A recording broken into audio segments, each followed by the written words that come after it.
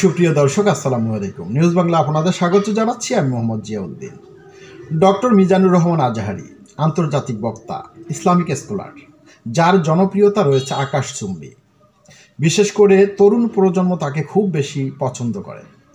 তিনি বাংলা, ইংরেজি এবং আরবির সমন্বয়ে ওয়াজ করেন, বক্তব্য রাখেন। তিনি বিভাগীয় পর্যায়ে মাহফিল করে থাকেন। তার প্রতিটি মাহফিলে 10, 15, 20 লক্ষ মানুষ হয়। তিনি সর্বশেষ মাহফিল করেছিলেন পটুয়াখালীর শহীদ মিনার ময়দানে। এক সময় বিএনপির সালাউদ্দিন কাদের চৌধুরী বলেছিলেন, বাংলাদেশে এমন একটি মেশিন আছে যে মেশিনে রাজাকার দিলে অন্য দিক দিয়ে মুক্তিযোদ্ধা হয়ে বের হয়। আওয়ামী লীগকে ইঙ্গিত করে বলেছিলেন। পটুয়াখালীর সর্বশেষ মাহফিলে মিজানুর রহমান আজহারী বলেছেন যে 71 যদি দেখতাম রাজাকার হয়ে যেতাম।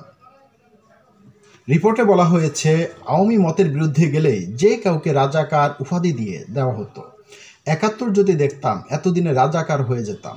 আল্লাহ আমাদের বাঁচিয়ে দিয়েছেন, এটা আল্লাহর মেহেরবান।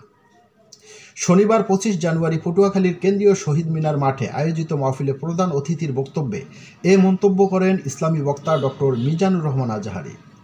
ক্ষমতাচ্যুত আওয়ামী লীগ সরকারকে ইঙ্গিত করে মিজানুর রহমান আজহারী বলেন, পূর্বে আওয়ামী মতের বিরুদ্ধে গেলেই যে কাউকে রাজাকার উপাধি দিয়ে দেওয়া হতো।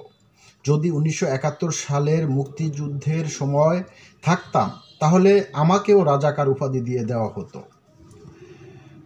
তিনি বলেন, আওয়ামী লীগ সরকারের মন মতো হলে মুক্তিযোদ্ধা, আর না হলে রাজাকার। কত কিছু দেখলাম এই শাহবাগের বুকে। 71 সালে আমরা দেখি নাই, শুনেছি মুসলিম না অমুসলিম সেটি যাচাইয়ে কালিমা বলার কথা বলা হতো। তিনি আরও বলেন, আমি যেখানেই যাই জেনজি আমাকে ছাড়ে না। নতুন প্রজন্ম, এরাই আগামীর বাংলাদেশ। এদের হাতেই নিরাপদ আমার লাল সবুজের পতাকা এবং দেশের প্রতি ইঞ্চি মাটি। তবে দেশের সার্বভৌমত্ব রক্ষায় তাদের সজাগ ও সাবধান থাকতে হবে। দর্শক, ভালো থাকবেন। আল্লাহ হাফেজ।